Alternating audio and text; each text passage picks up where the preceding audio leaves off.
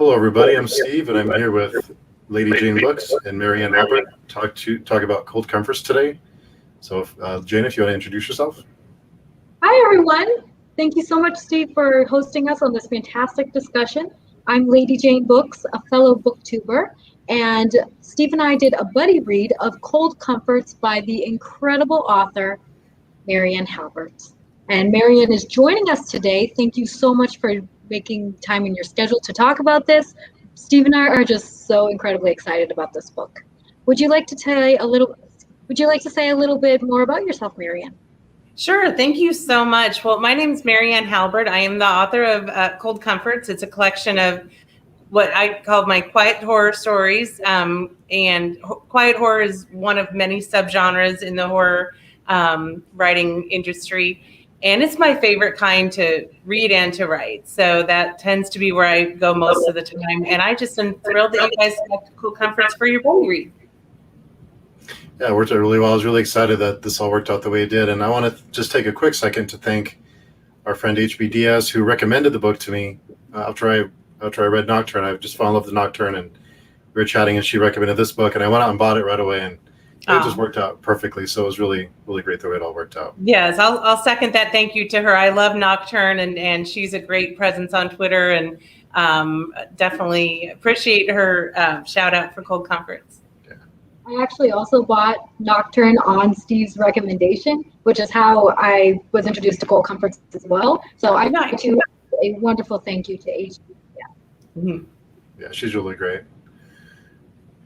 So Marianne, so just in general, what were your inspirations for the stories in Cold Comforts? And we'll save the spoiler section for later, so then we'll give everyone a warning before we get into the spoilers for the stories. Mm-hmm. But just in general, what was your vision for this book, or just in general? Yeah, the inspiration for the stories is really varied, just depending on the individual story. A lot of times you just see something, as I'm sure many authors do, you see one thing, and to you it just looks a little askew or somehow out of place or something, or there's just something about it. And so often I'll take an object. Several of the stories in this are objects that have a weird, either a haunting or a curse or something. And so there's a variety of inspirations for the individual stories, and we can talk about those when we get into the spoilery parts a little bit more. But then for the collection, I go to a writers' conference called NECON every year, and I had met the folks who operate Crossroad Press, and I have over 30 short stories published, and I put the first in my first collection called Wake Up and Smell the Creepy. Several of those are quiet horror, a few are crime fiction, and a few are just like my weird, what I call my Twilight Zone stories. They're just strange. But I really wanted to go with an indie publisher for my second collection, so I started talking to the folks at Crossroad Press and showed them my stories and went from there. Yeah. That's awesome. And thank goodness they did, because Cold Comforts was spectacular, in my opinion. Thank you. I second that. Yeah, very well done. And I think it's funny that you because as I was reading the book, I was wondering what would this be classified as, because they're so unique. And so when I went to the back of the book, I think it was mentioned it was literary horror. Mm-hmm. That's in a quiet horror. That's a good way to describe it, because that's kind of sneak upon you. Yeah. And that's the nice thing, because there are so many types of horror. I mean, like HBD, as we mentioned, she writes mostly Gothic horror. I also, I'm a huge fan of Gothic horror, and I've written a couple of stories in that vein. And then there's, things like cosmic horror, which a couple of my stories do have some cosmic horror elements to them. But with the quiet horror, the main thing is you aren't going to see a ton of blood and violence and gore on the page. It's more implied.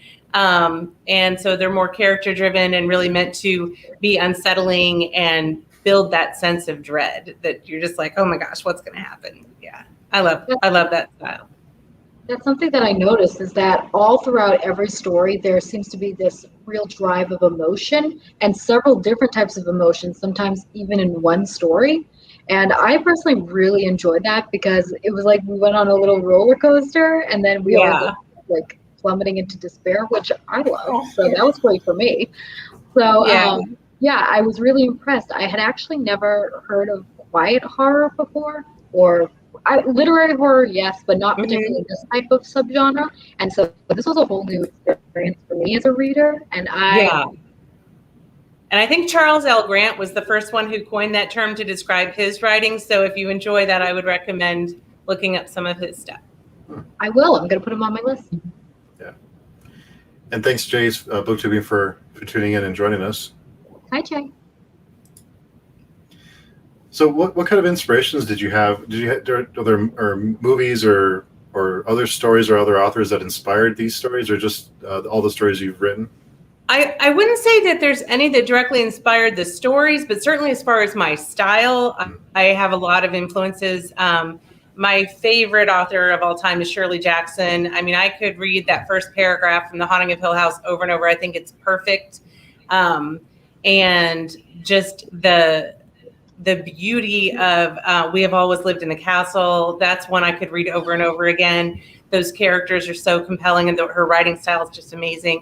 I also love Twilight Zone. So I think Rod Serling was a big influence on me because I watched those growing up. And so just that kind of, where again, something is just a little off, there's something weird. Sometimes it is horrific what's happening, but it's not like violent. It's just like something terrible happens.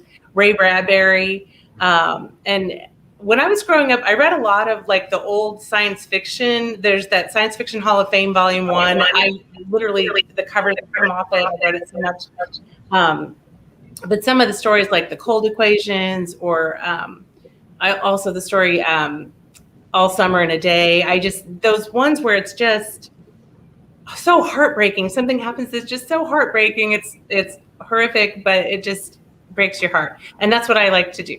So I like to break people's hearts. So I think that style is what I grew up falling in love with. And those stories I thought about even years later. Like The Foghorn, I remember reading that as a kid in probably a dentist's office magazine or something. And I didn't know what the title of the story was or who the author was. Later, as I thought about it, I was like, what was that story? And I remembered the story. And luckily, with the internet later, I was able to find it again and read it again and again. But yeah, it's those types of stories that have very strongly influenced me. And our friend Kayla Lenzen is here. Hi, Kayla. Hi, Kayla. Thank you for joining us. I'm sorry, Jane, did you have a question? Yeah, so I actually was going to also comment that I thought it was so interesting that you mentioned Shirley Jackson, because that popped into my mind a couple of times when I was reading it. I was like, that really sounds kind of the same like tone. So I was so happy that I was right. So, I appreciate that. I appreciate that because I just think she's incredible. Her writing is just astounding. I agree. And we chatted a little bit before we went live on the stream, but how do you write an effective short story to get the reader engaged and get them invested in the characters in such a short amount of time? Are there any tricks that you use or any methods that you use when you're writing? Yeah, I guess what I try to do, because you do have so little space to work with to get a complete story out. And different authors have different methods. Some write a whole bunch and then cut back. I write pretty skeletal in the beginning, just, almost just the plot of what's happening. And then I go back in and fill in the details to bring out those moods that I want or the atmosphere that I want. And so for me, I usually, try to start in the middle of the action. I don't want to do a big backstory or info dump that's going to kind of pull the reader out of it. So I just start at a point that I think will hopefully pull people into the story where there's something important happening. That's interesting. Yeah. I'm sorry. Go ahead. I'm sorry, Jane. Go ahead. No, go. You go, Steve. This is your channel. You can. Oh no. It's go ahead. You're. So I actually wanted to ask, how exactly did you get into writing, particularly this genre itself? We were actually also talking about that quiet horror is, a very like kind of niche type of subgenre. So I would really be interested, like, what was writing your first experience with writing, particularly in this genre? What was that like? Can you take us through that a little bit? What the early years were like? Yeah. I originally started writing. I mean, some people, I talked to a lot of authors that were like, oh, I was writing when I was 4 years old, and I was a late bloomer, I guess. I've always loved the horror genre. I loved movies and books, and so I grew up just devouring all of this stuff. And later, I just remember getting kind of frustrated with certain movie plots where I thought the ending wasn't satisfying. Like, it has a good setup, but you're disappointed in the ending. Like, oh no, it would have been so much better, character motivation if they had done this, or so much more, tugging at the heartstrings if they'd done this, or, different things. So I thought, well, if I'm just rewriting these endings in my head, I might as well just start writing my own stories and end them the way I think they should be ended. I'm not the other people's stories, but my own. And so I just started doing that. And then my first short story that I wrote, we were on a family weekend down at a state park. I'm in Indiana, so we went to a state park, and I brought my laptop and I just started fiddling with this idea that I'd had in my head. And that story is the first story in Wake Up and Smell the Creepy, and it's called Invisible Fences. And because I'm a really good mom, but I am a terrible caregiver for plants or fish. I have discovered. I tried to have fish always died. I tried to have live plants, they always died. So I wrote this story about this woman, but obviously, because of the nature of my writing, it went off in a much darker direction. So I don't have live plants or fish tanks in my house anymore. But yeah, so it was just a little idea I had, and then it went from there. So that was my first story. I wrote it in one day while my daughter was napping a few feet away from me in our room there, and it got published. So That's amazing. That's incredible. So you mentioned that like you're kind of more of a skeletal writer. So does that mean like you do more outlines, or do you do mostly like that first time the like info dump type of writing dump type of style? Right. It's really, I wouldn't call it an outline. It's just like, let's say if I'm going to end up with a 5,000 word story, then I would write a first rough draft that may end up being like half of that. And then just to get the story, like what happens in what order, because then I can switch that around if it doesn't feel right. But I usually know the end of my story when I sit down to write it. I don't know how authors do it where they just start writing and don't know how it's going to end, because for me, everything is driving toward that ending. If you want it to have that punch and be satisfying, because that way you can add little hints along the way that if you read the story a second time, you'll pick up on things you didn't realize the significance of, but it all goes with the theme and driving to that point. So I like to write out that really, brief, rough draft and then go back in, because in my head, I know even at that point, how I'm picturing the scene, what the mood is, what the ambiance is, but that doesn't come out at first. So then I have to go back in to fill that out so that the reader will hopefully get the same thing out of it that I'm putting into it. There's a question. Can I take that one, Steve? Sure. Do I consider myself a plotter or make it up as you go along? So yeah, in the writing world, we call that, are you a plotter or a pantser? I would say I plot it in my head. So by the time I sit down, I know where I'm going, because I might think about a story for months before I'll sit down to actually write it. And then once I sit down, I just write it. So I really don't have outlines for my short stories, although I'm working on a novel. And for that, I am a plotter. For that, because I need everything to fit the right way, I'm definitely doing a lot more outlining and plotting for that, because it's just a different, nature of the beast when it's a novel. I kind of like how you write with the end in mind, because one of the things that annoys the heck out of me as a reader is when they have this great setup and this wonderful idea, and then the ending just kind of comes out of left field, and you're like, I feel like you missed some things. And I did notice that was totally avoided in Cold Comforts. Like, that wasn't anywhere to be seen, which is part of the reason why I liked it so much, because I'm like, okay, she's doing the hints here. I see what you did there. So I think it really works well for your type of writing style. Good. Thank you. So did you guys want to go to get into the stories? And so spoiler alert for anyone who has not read Cold Comforts, go read it and come back and watch later. Or if you don't mind being spoiled, you can keep watching. But still go read the book. It's a fantastic book. Yeah, definitely read the book. It's really good. So you do start off the book with a bang, because this first story, I think I sent Jane a message after I read it, and I was like, that was an amazing. I was in love after this first story. Blown away myself. I came in and I was like, I can't wait to keep reading this. This was phenomenal. It was honestly one of the best short stories that I have ever read through any genre, to be honest. Well, thank you. That's quite a compliment because I know you do a lot of reading, so Yeah. I appreciate that. Yeah, and that story is When Betsy Whispers. And I have to say, of all the stories, and like I said, I've got over 30 published short stories over the years, and that's the one that people seem, to say that about the most, like, wow, that was so different or unique, or that was one of my favorites. It's so weird, and so when I put it out there, I wonder what people would think. It's the one that sticks with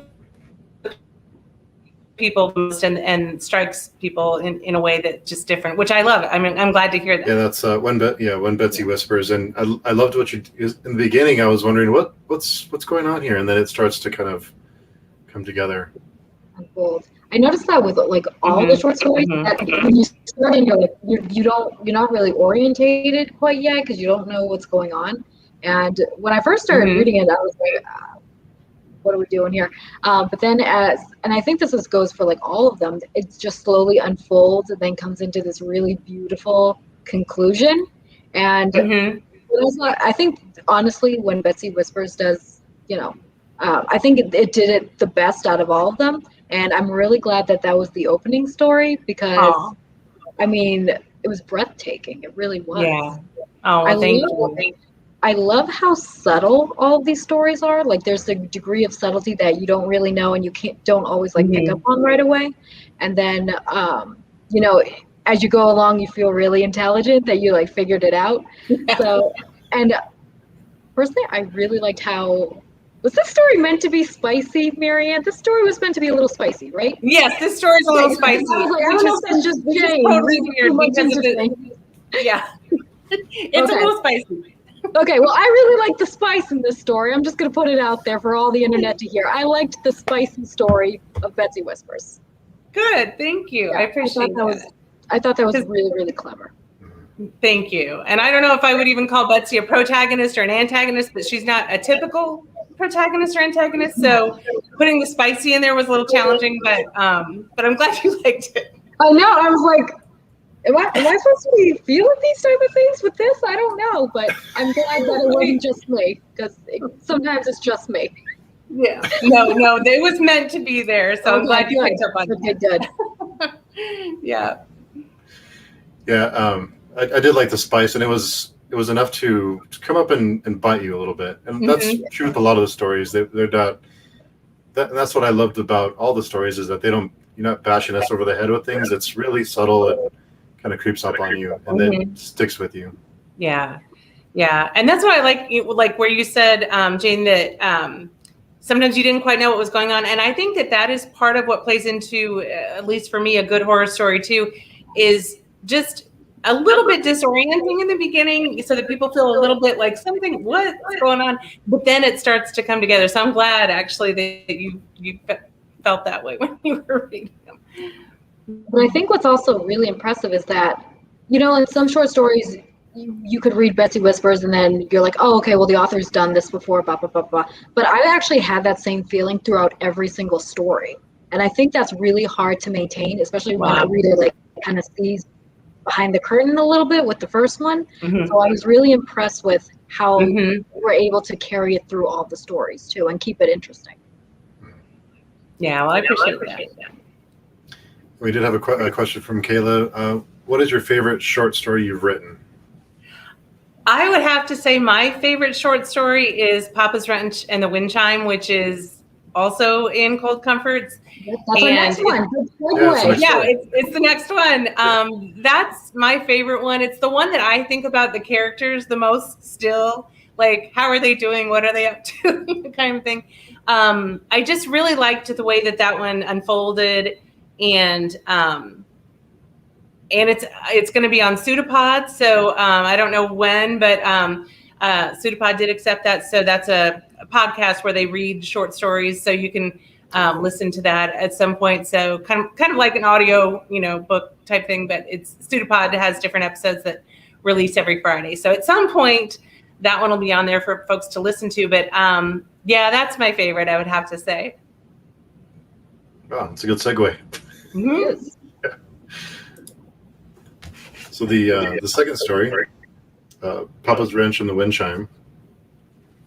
Do you have any questions about this one, Jane?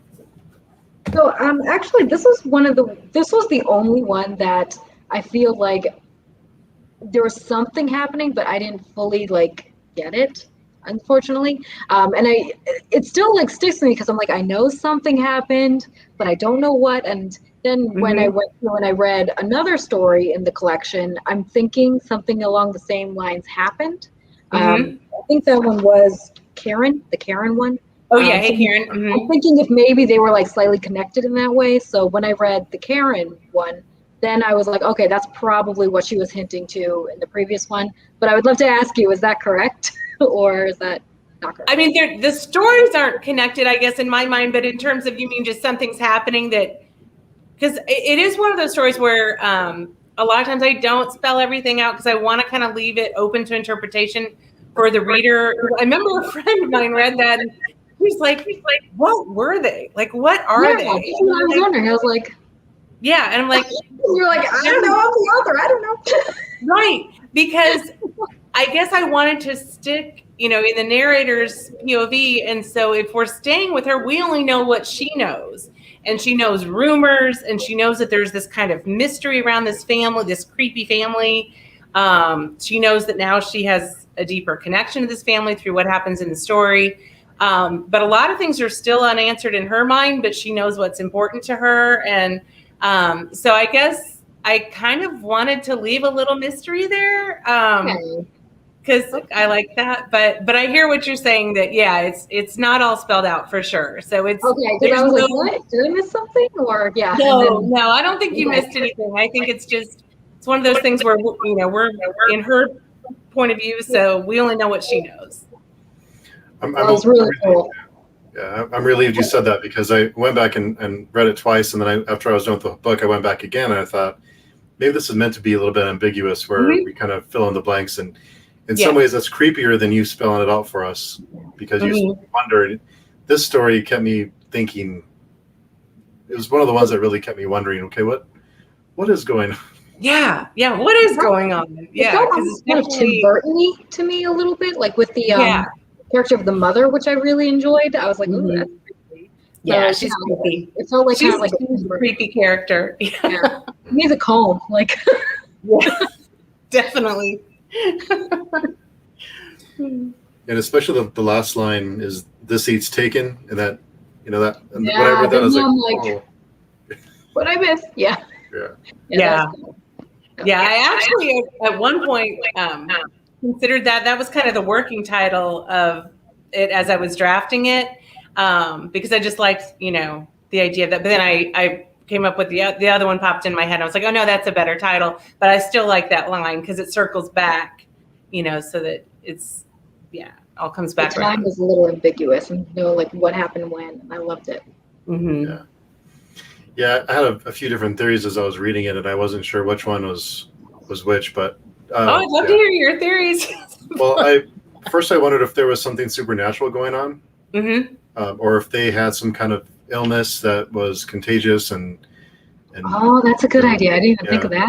That's kind of what I was thinking is that people were staying away from them because they were sick, or because. And the mother won't hug the daughter anymore. I didn't even think of that, Steve. See, this is why we do buddy reads. This is why I love this stuff, because it's fun to. Yeah. What theories did you have, Jane, on that one? I didn't have.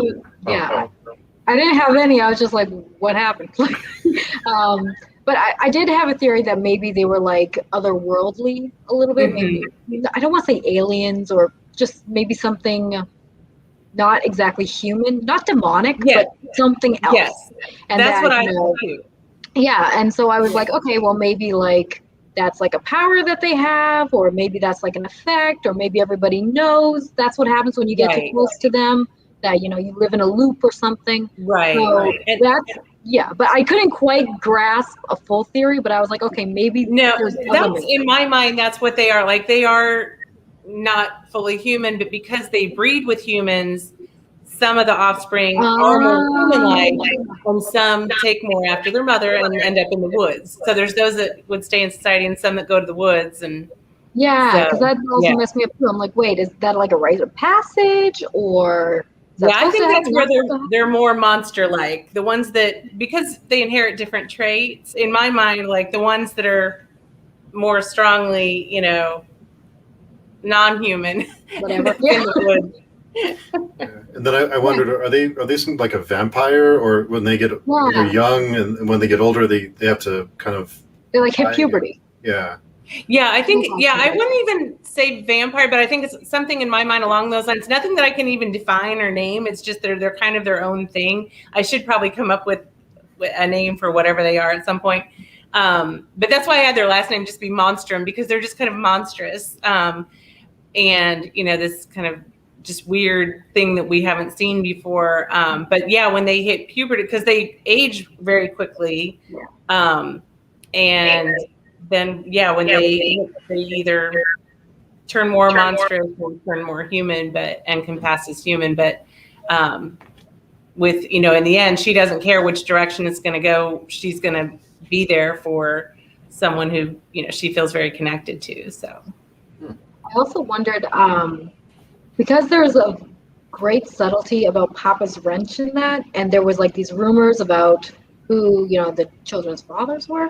I was also wondering if there was like something there was like, wait a minute, is there a subtlety there that we're missing, or like, I don't know. Well, I knew there was something there, but I couldn't grasp it, I guess. Yeah, because, her dad went to fix the tire. Yeah. And then that little girl who got on the bus at the end had his red hair. So yeah, that's why I was like, I think I get this, but I was like, Mm-hmm. And Because I he also did wondered- spend the night there fixing that tire. So. Yeah, so I was wondering if like maybe it was almost like a mating ritual type of thing, because obviously the mother had her wiles, or however she made children, and then obviously we have this young protagonist girl. I'm presuming it was a girl, right? Yes. And that she's being attracted to one of the creatures persons as well. So I'm almost wondering if that was like a way that they continued on like the species or something like that. So I that's also where I was going. I was like, maybe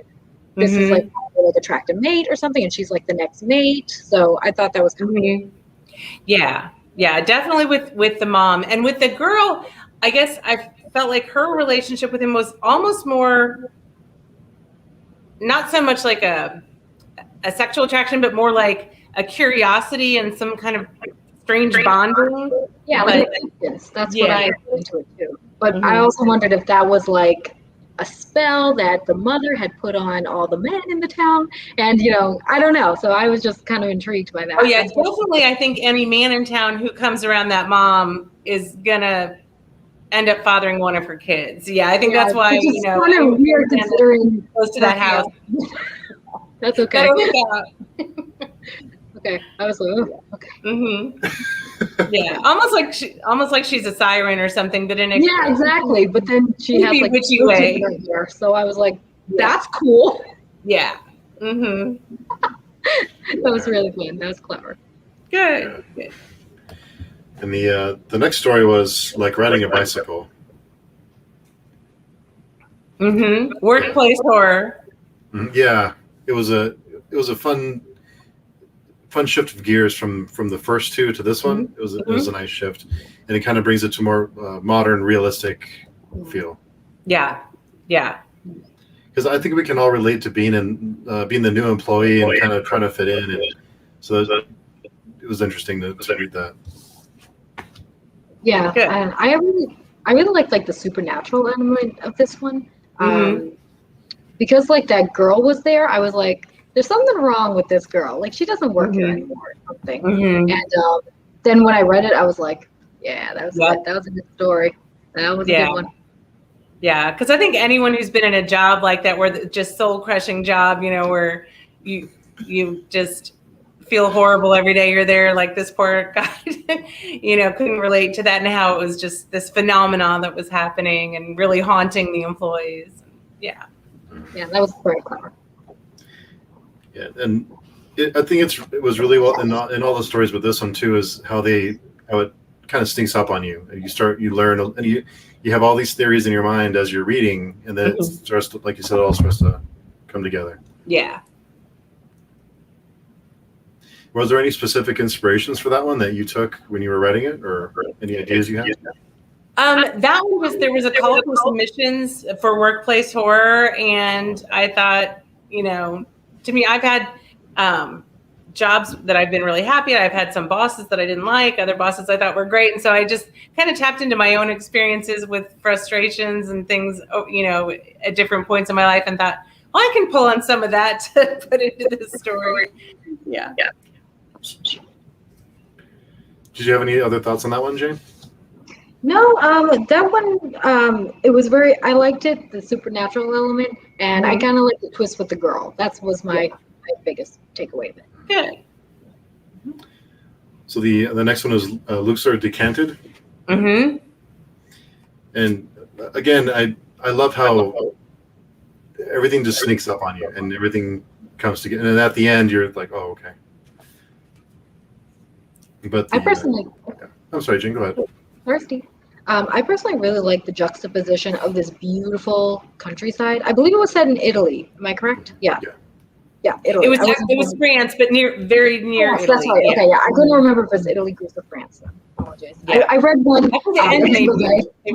Yeah. I read one for every single day for 13 days, so my details are a little rusty. Mm-hmm. But I really liked the juxtaposition of this gorgeous vacation and this like luxury and this, like beautiful architecture, and just I felt like I was there.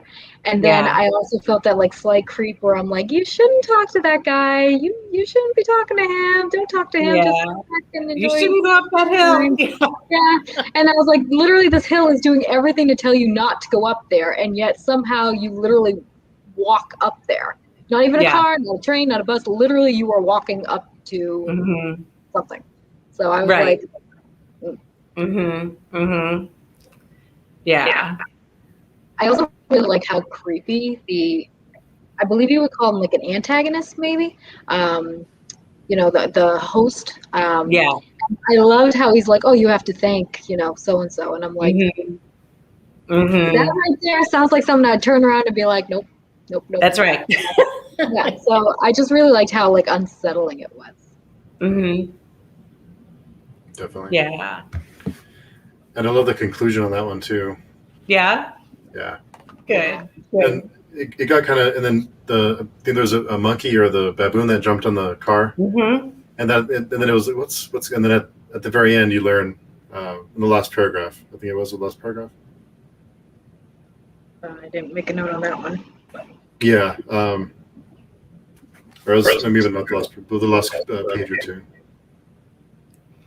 I read it on Kindle, so I don't. Yeah, I did have it on both. I was switching back and forth. As I went to work, I was reading on Kindle, and then I was grabbing my book.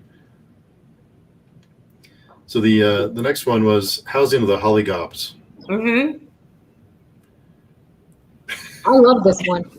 Yeah, that's my little play on hobgoblins. So I call them the Hollygobs. But yeah. This one. Go ahead, Steve. I'm sorry, Jean. Go ahead. No, you go ahead, Steve. I talked over you last time. Go ahead. I was wondering about this one, as if there was any stories that you heard as a child or as you were growing up that inspired this. Actually, what inspired that was when my girls were little. They're in college now, but they were in Girl Scouts and like Brownies and Girl Scouts, and I was not the troop leader, but one of the moms that would go on the camping trips and just help out and stuff. And their troop leader would always tell us these stories. We'd be going on trails in the woods, and she would have us stop and build these little houses because she said that if you didn't, then the little forest people would come in the night and steal your shoes because they needed a place to sleep. And I thought that was such a cute thing. And so we'd make these little houses out of all this stuff you can find on a trail. But then I thought, well, what if you didn't have shoes? What would they take instead? If you chose not to build a house for them and they couldn't take your shoes. What would they take? And so that's how I got the idea for that one.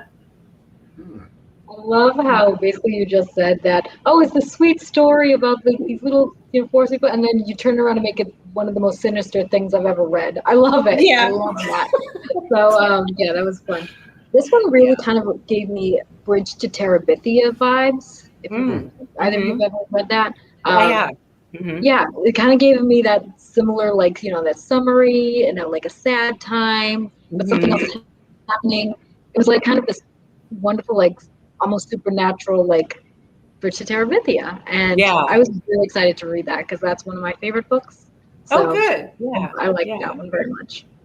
Yeah. And I do like, and I'm sure, because you've both read the whole book, I do like stories about kids. And so probably, I don't know if half the stories, but a lot of my stories involve children because that's just such a time when, imagination and just the way they, feel about things. So I've always loved stories about kids. And this is one of my stories that the main characters are children.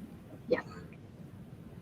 I also think that's interesting because they seem to like accept things that adults would be like, oh my gosh, what are you doing? And, for them, they have like this lack of fear. So even though it may be unsettling to us, they don't have that sense yet sometimes. Yeah. So I really like that too, because there's this sense of like fearlessness about it. And there's also this really interesting dynamic of kids sometimes not being believed. So like if they went to a parent or someone and said, the helicopters are going to get me, the parents are going to be like, no more candy. Right.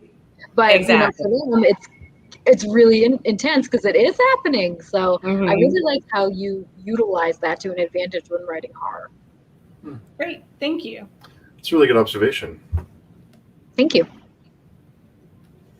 The next one was The Fourth Movement. This is another one that and I like that it's even the horror aspects or the visuals are just really subtle that are kind of in my mind. And when they look over the cliff and they see the movement, and it's not, it leaves a lot to the imagination that makes it creepier than if you spelled it out for us. Yeah. Yeah. And that one of my daughters was in marching band for several years in high school. So she was like, Mom, you should write a marching band horror story. Because we lived and breathed that world for a while. So she was my technical assistant to fact check me and make sure I was describing, using the right terms for that. But yeah.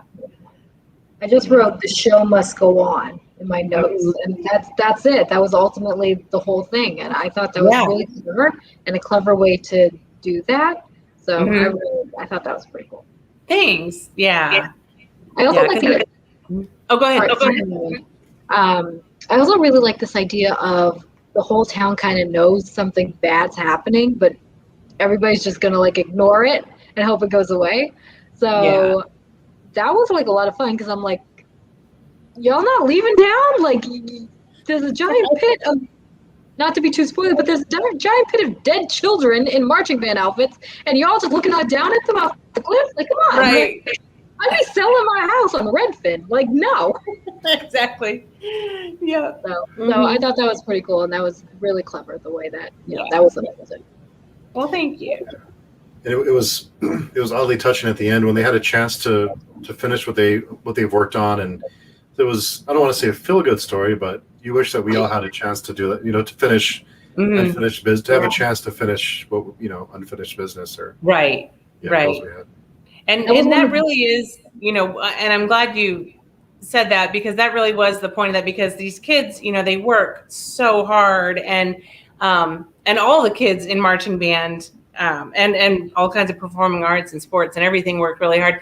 But then if you would get to that point and not be able to, get those endorphins and that reward of the audience enjoying that and feeling what you're creating and something special. So that's really what where it is almost feel good in the horror world that they were able to perform and get that payoff. So.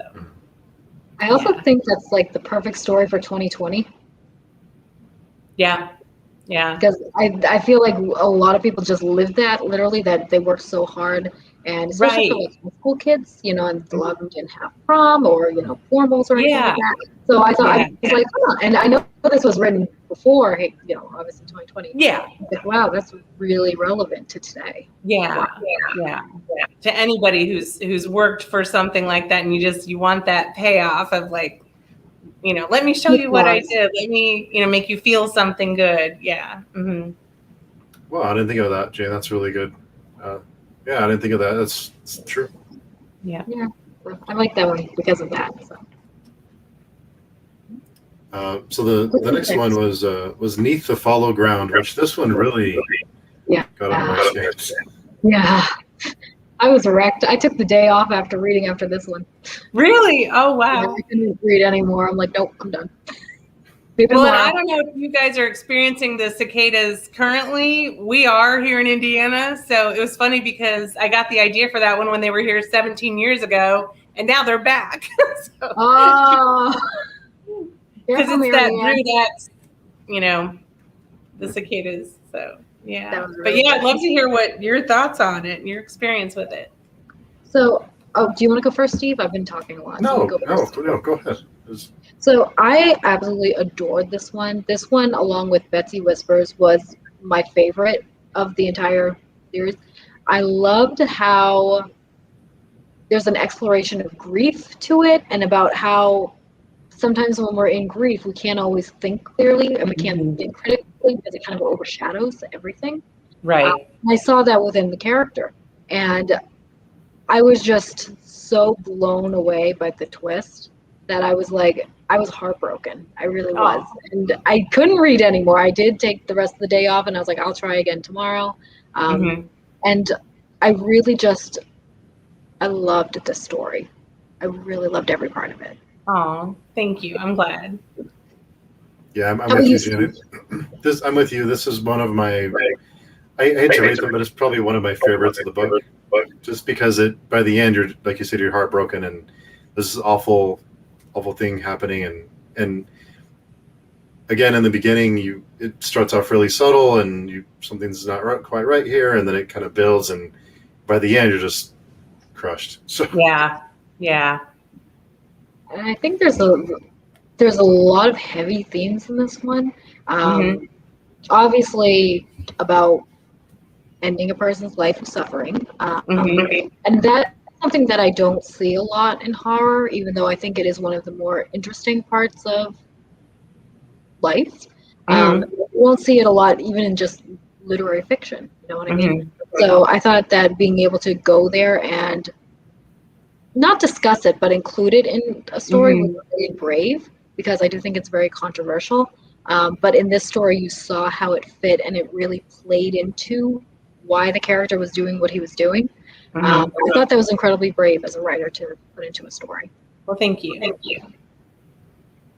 that was absolutely. Sorry. Go ahead. I'm sorry. How hard is it to tackle subjects like that without crossing a line or without going too far into it? How is that as a writer to do that? Yeah, I mean it's hard, and there's always you see a lot of different discussions and different people's opinions about controversial topics, but I do deal with death a lot in my work, just because that's something we've all experienced, a loss, and grieving someone, and those feelings are horrific. I mean, you can feel so lost and just, you want to make that stop. You can't figure out how.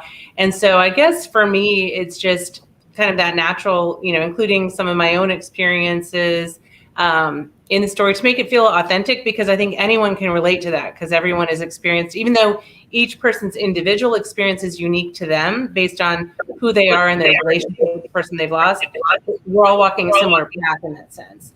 And so I just try to be, sensitive to that, and trying to make it not be for any kind of reason other than that's what this character is going through, and it's something we can all relate to.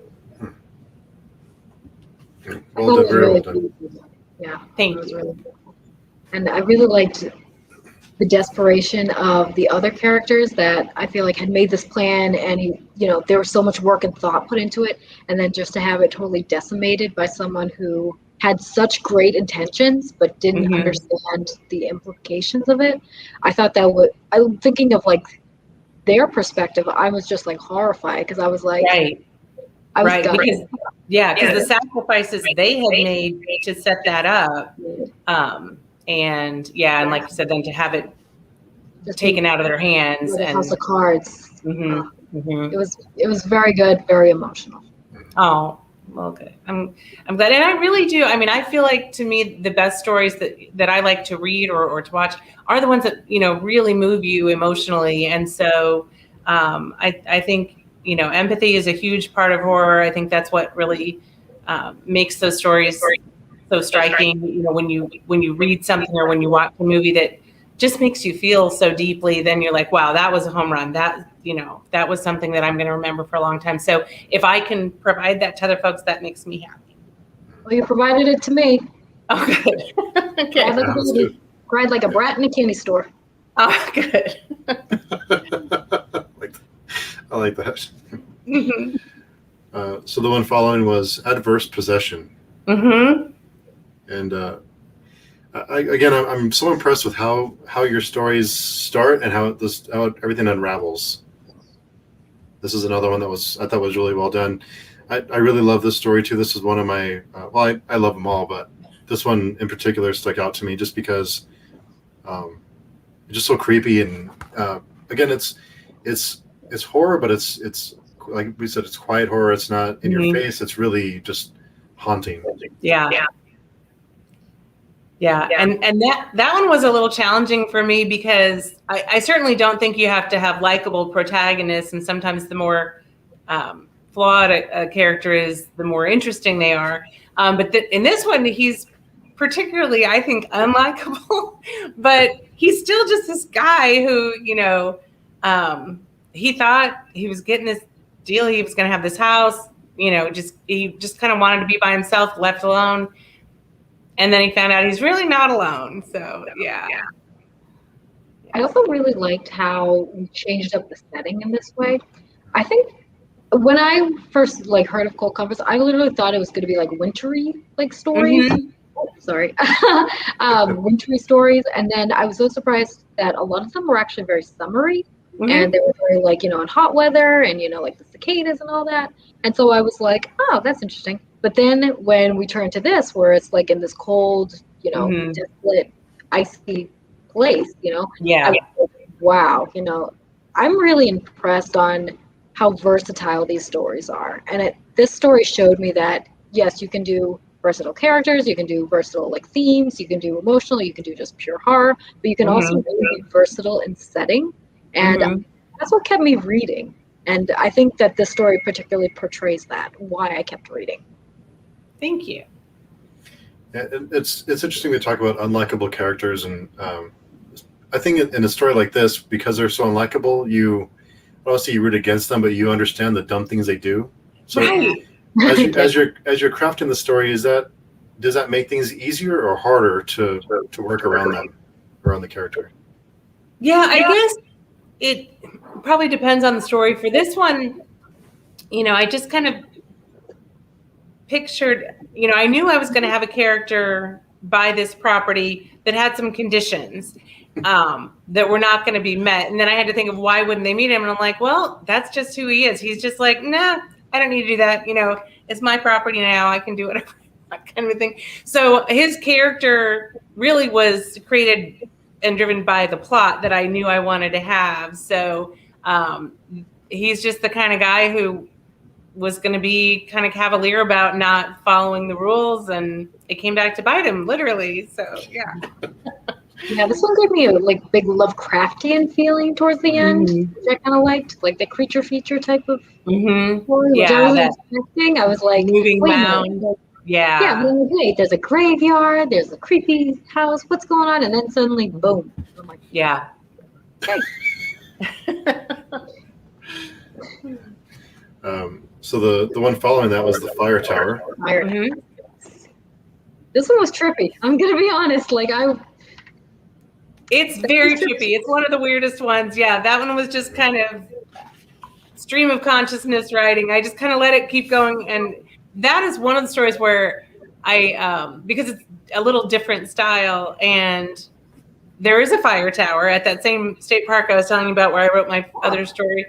And I've climbed that fire tower many times, from when I was a little girl with my grandparents to now with, my own kids. And so I really wanted to just include that in a story, but I wasn't sure where I wanted it to go. So literally, like, as I kept going higher, I'm like, things are getting weirder. And it just got pretty weird. Yeah. Weird. Yeah. Yeah. Yeah, I didn't know what to make out of this one. This was the only one where I'm like, I don't know. Yeah, it's strange, but some people say it's one of their favorites. I think because it's so weird, and some people are really into weird horror or cosmic horror. And so if that's your jam, then this story is probably a good fit for you. But it's definitely different than most of my writing. I'm never gonna look at a sea urchin the same way again. Never. Right? Nope. Yeah. Nope. Don't need that. Yeah, I think in reading this one, you can have a map of what you're kind of expecting. This one just went off the map. Like you kind of just had to go with it, and that's kind of because I had to go back and reread it and just kind of lose all your expectations and just Just accept it for as it comes. Yeah. Yeah. I did that too, and then yeah. It's not always easy to do because we're so used to having expectations, and to lose those, it's different. And I also think with this short story collection, because you set it up with such subtlety and clues in a lot of your other stories, I think that's what threw me for a loop, because I'm looking for okay, well, what's going to happen? Blah, blah, blah. And I didn't necessarily see any of that, so I was like, yeah, this one's just different and weird. Yeah, so fans of weird horror might love it. I see Kayla saying that. Yeah, Kayla would love this. I'd love to hear what check it out. It's weird if you like weird. Yeah. And Jen, I know we're coming up on 50 minutes, so if you get to the point where you have to bow out, just let us know. Okay. I think we have 3 stories left. Okay.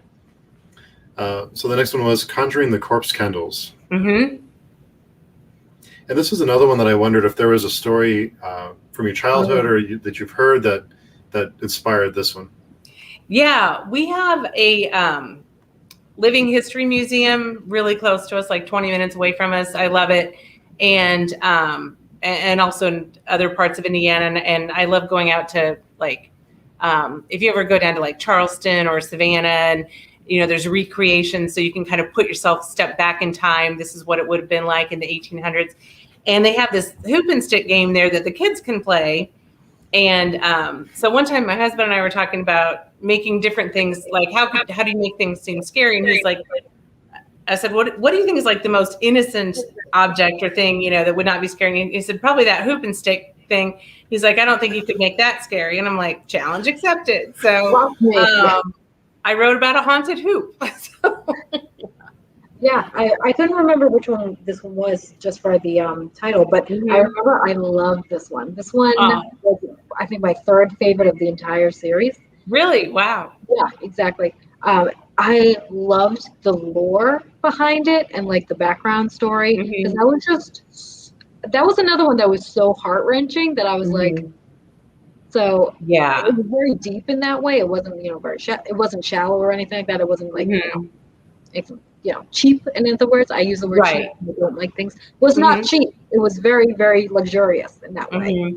So I love that you put the effort into the background, and you made the background story really gut-wrenching, because I was bothered by this one. I really, really was. And then to think that the ancestors are still there, and I'm wondering well, why are they helping this kid? I'm a little I don't know, I'm a little suspicious of people. I'm just gonna put it out there. I'm a little suspicious about the old woman. I'm just putting it out there. Yeah. So that was one that I was really engaged in. Yeah, well, because if I was going to have something that was so innocent, it's like a child's toy, basically, from the 1800s, be scary, I really needed that backstory to be, strong. There had to be some pretty powerful rage and something awful, that happened to lead to that. So I did have to put a lot of thought into the backstory to justify why that hoop was out for revenge. So, yeah. I love the line that it said he got what he wished for. like murdered dead. Yeah, because that's what he wanted, but he didn't know what it would cost. Yeah. That one was very similar to a work by Stephen King that I had read. I don't know when the publishing was, but one of my all-time favorite short story collections was Full Dark, No Stars by Stephen King. And there's one that's kind of similar, a different premise, and not as emotional as yours is. Yeah. But you know, there was this one where he was like, oh, he wished for something, and then he's kind of like cursed and kind of like broken about it. And I hadn't thought about that story for years, like since I read it. And when I read yours, I was like, oh my gosh, I remember that. That was so good. But I actually personally think I like your rendition a little bit better, like because it does have that gut wrenching sadness to it. Yeah. Well, thank you. Yeah. I kind of took some like the small town creepy vibes out of it, because in these small towns there's these weird unspoken things going on that are right under the surface that no one really talks about, or you know, the older people may, but so that kind of got under my skin with that too. Yeah, I love a small town horror, so you had me with that one. So the following one was one that we had talked a little bit about earlier, was Hey Karen. Karen. I'm just gonna put it out there. I love teacups, so I'm a little afraid now. Like you can ask Steve. My earlier like videos, I'm literally drinking tea in these cute little like China teacups. And I went for the mug instead today. I didn't do my teacup. I'm a little afraid of it. So, yeah, this one was pretty clever. Yeah, thank you. Yeah. I did think of you, Jane, when I read that one with the teacups. Yeah. So for this one, actually, this is the one where I kind of saw a connection to, forgive me, Papa's Wrench. Papa's Wrench. Yeah, and the one. Yeah, so then I was kind of like, wait a minute, like, is that same thing like happening here, or how is this like happening? Is it like a demon? Is it a ghost? What's going on here? But despite those questions, I still really enjoyed it, because it's that subtlety that you slide into something and you don't realize what's happening until you're like deep into it, and you're like, wait, how did that happen? And I think that really mirrored what the character was experiencing, and I mean like really mirrored it. Exactly. And I thought that was pretty clever, and that's not an easy thing to do, you know, as a writer, and I thought that was really successfully done, to be honest. Good. What do you think, Steve? I wondered if she was losing her mind, is what I was wondering, if she was just losing it, and it was all her magic, and something triggered this collapse in her mind with the teacups, and this maybe stress over the gift and everything. But yeah, that's what I was wondering, that if she was just going crazy. Yeah, and I think it's one of those stories that you could interpret either way, kind of like the yellow wallpaper. You know, it's one of those where it's like, is something really happening, or is she just losing her mind and she doesn't know it? So yeah, read the yellow wallpaper if you like that kind of, you know, let the reader decide. It's a great short story. But yeah, I think, you know, I think you could interpret it either way. To me, it's like if you go to an estate sale or a garage sale and you get something that you think looks awesome and that you would like it, but it's like, you know, there's some history or some connection where part of the person's soul, you know, may be connected to that still. So I think it could be that the woman who previously owned those teacups just wants to come back and is using this lady as a vehicle to do that. But I think you could also interpret it that she's just maybe having some kind of break with reality. So yeah, it's one of those that I think could be open to interpretation. I think I like that even better, Steve, because I forgot that there's like almost a calmness afterwards, you know, and she like settles into it. Yeah. So that could very well be true. I didn't think about it that way. Yeah, that's why it's so fun to talk about these after all these different. It's especially something like this. This is just, I'm so glad this worked out the way it did, because it was a perfect book to read and to chat about. Good. The story following that one was A Used Infinity. The haunted GPS system. Yeah. Yeah. That was cool. Yeah. Yeah, so I always like hate the way that the GPSs sound. It's just something like kind of grating for me. So when he Mhm. was like, "Oh, this sounds sexy," I'm like, "Does it sound?" But then Right. as it like unfolds, you're like, "Oh, okay." I thought he was lonely, to be honest. Um, Hmm. and he was like, Which he was, yeah, but he was. But I was just like, "The GPS? Really? We couldn't go on the internet or something?" Anyway, Mhm. so yeah, so I really, really liked this one because it also kind of gave like a murder mystery story to it, which is Yeah. something we hadn't seen before in this collection. Hmm. Hmm. And I'm one for murder mysteries. I'm just gonna put it out there. I love, like whodunits and where'd Yeah. the girl go, and I love all of that. And so I thought this was really clever, the way that you kind of merged that into A the little collection. crushed on action there. Yeah. Yeah, yeah, yeah. And it kind of gave me Rear Window vibes, if anyone's seen that film with Johnny Oh Depp. yeah. That's the type of like cinematography feeling that I was getting with this story, Hmm. going to visit the boyfriend, and then, this car and this like kind of elusive other character. And that's how I felt. I felt like I was watching kind of like Rear Window, but with a different storyline. Hmm. Hmm.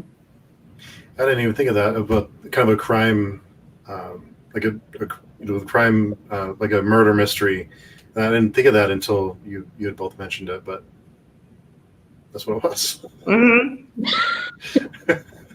Well, it also I had didn't those think of that. supernatural elements. I mean, they did have like Right. the Hmm. myth. Yes. Yeah. I also felt really bad for him when he was like, he solved the mystery, okay? Like, she's obviously moved on, and he like expected her to stay in the GPS. I'm like, nah, honey, I'm moving on. Like, no, no, no, no. Right. I'm not your chauffeur. We're not doing this. So Exactly. I was a little bit like impressed. I was like, you really thought she was gonna stick around for him? And that's, I think, where the loneliness came out of. And then Hmm. I almost felt a little bit bad for him because I was like, ah, he needs a Hmm. friend. Yeah. Yeah. He definitely needs a friend. Yeah. He needs a friend if he's talking to his GPS. Oh, he needs a friend. It's true. Yeah, that's true. Poor guy. Yeah, you did feel that desperation from him, though, that he Yeah. so desperately wanted her to stick around. Hmm. Hmm. And And it was kind of cool. that's haunting, too. Yeah. Yeah. Yeah, and it's kind of cool that it almost mirrored like the boyfriend too, because he wanted her to stay around, and Hmm. now, the guy wanted her to stay around. So it's kind of like she was like this mystical person, even Hmm. as a victim. So I Right. thought that was really neat. I thought that was cool. Good. Yeah. It kind of got the feeling that at the end she went off on her own. She was doing what she wanted to do, and wasn't. I don't know if it was that these men thought they had ownership of her in some way. That they Yeah. so she was kind of free to do what she wanted to do. Yeah.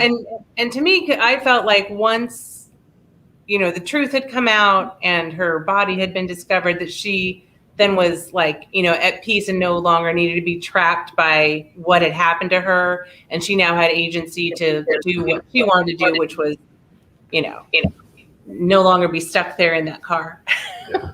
I also felt like we got this image of her being a very free spirit, like Mhm. in life. So then Right. that really makes sense now because she got to do what she wanted to do. So yeah, Yeah. I agree with that. Mhm. And the last story was A Bone to Pick, and this one the last page or so really got under my skin. Well, Really? obviously got under my skin, but Wow. yeah, Well, tell me about that. Tell me. just because he was, you know, yeah, It literally got under your skin. No. Yeah. the flap of Mhm. flesh, as the moon rose high, peeled back a flap of flesh and pressed her finger to the bone. That was Mhm. just That's a deep cut. yeah. Yeah. Yeah, she's not your typical protagonist either, but I love Moline. I love her. She's one of my favorite characters. She's so different, but yeah. Got to root for her. I loved how like macabre this was. Like you go around like picking bones for people. I loved it. Like I Mhm. thought that was cool. And I loved the description of like how horrific it was. Like with the bird, and you didn't shy away from that. Like with the maggots, the organs, everything. Mhm. So I thought that was really cool because it was quintessential, like almost a quintessential horror story. To me. Mm-hmm. Yeah, so I liked it very much, I have to say. Oh, okay. Yeah. I was a little disappointed though, because then on that note, I wanted to know if the bully had done it, which I think probably he did. But I was like, oh, come on, you can't like leave us in this story, in this great, fantastic short story collection, and then that's our ending. Like we cut off like at the end of the tape. No, come on, I want to Right. know what happened. So I was hoping for a little bit more out of that one, but I understand why you did Mhm. that, but I personally was very disappointed that there wasn't more of it. Right. Well, and I thought about it, but I guess to me, I wanted the focus to be on really showing us who she is, not so much what he did. And that's what she's willing to do to get to the truth and Okay. to defend herself and her brother's memory. So to me, it spoke more to who she is, and I felt like that was a strong moment to leave it on that, because ultimately, sure, we're all curious, did he do it or not?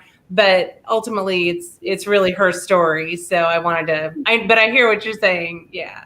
Yeah. But I we can are going to understand that. support her. I'm going to write another. She's going to be appearing in another work of mine. Oh, So exciting. Thank you very much. Cool. more to come. I also thought the segment with the brother was very touching, Mhm. especially like the morgue scene where, you think it's one thing and then they put them in the back and, she opens up and she realizes that it's not just her brother. That Mhm. I don't know why, but that just gutted me. And I Yeah. don't know if it's because, it's implying that there's more deaths or there weren't more deaths, or I don't know what it was about that scene, but it really Mhm. bothered me for some reason, Yeah. but in a good way. So, yeah, I've never read anything like that. I thought it was very sad. I also thought that I was really intrigued when she kept on saying, "Oh, he's not dead," and then she comes to realization that he is dead. Mhm. So that was kind of interesting. I don't know if that was like the childlike quality in her at that time or how Mhm. that worked. Can you talk a little bit about like how that developed or what the reason was? Yeah, I guess, because her parents had been told he was dead, the family thought he was dead, but because of her ability with the bones, she knew he was injured, but that he was still alive. And so she wasn't accepting it because she knew it wasn't true. But of course, like we talked about earlier with kids and things supernatural that they can, connect with or tap into, the parents wouldn't have believed her. Yeah, there we And go. then once she realized again through that ability that he had actually passed on from his injuries, she accepted it. And when she went to her mother and her mother's like, what's wrong? She's like, he's dead.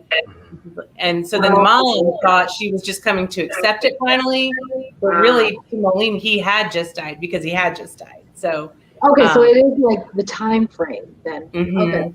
'Cause that's what like confused me with the bird. Like we're looking into the past because obviously the bird was dead. Right. But then with the brother, we were actually looking at the present moment where he was, right? Then, Yeah. oh, Mhm. okay. That's what threw me because I'm like, Yeah. okay, Yeah. now I So get it. that's why it hit her, differently because she could see where he actually, what state he was I actually see. in. Okay. Yeah. That's what threw me because we were looking at the Okay. past Yeah. bird, and then we were actually looking. It was a connection between them at the present time.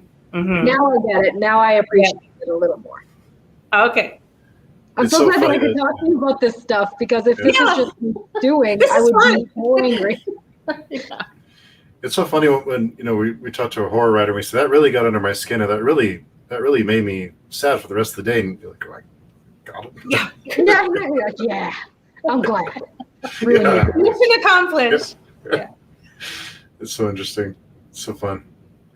So Marianne, thanks again. I really appreciate you coming by to chat with us and to talk Yeah. about your book. It was worked out really great. I really love the book. Really glad we had a chance to chat.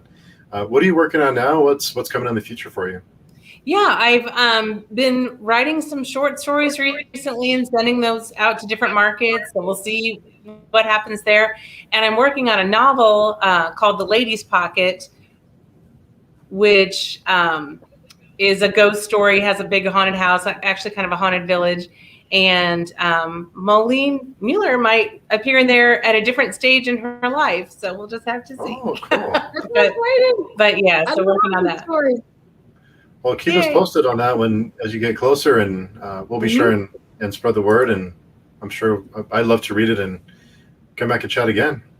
Absolutely. Yeah, that would be great. That would be great. And thank you, Kayla. And just thank you, both of you, for inviting me. I'm so excited that you chose Cold Comforts for your buddy read. And this has been a really fun discussion. Where can people find you if they want to find more about your work or on social media? My website is halbertfiction.com, and I'm on social media at halbertfiction.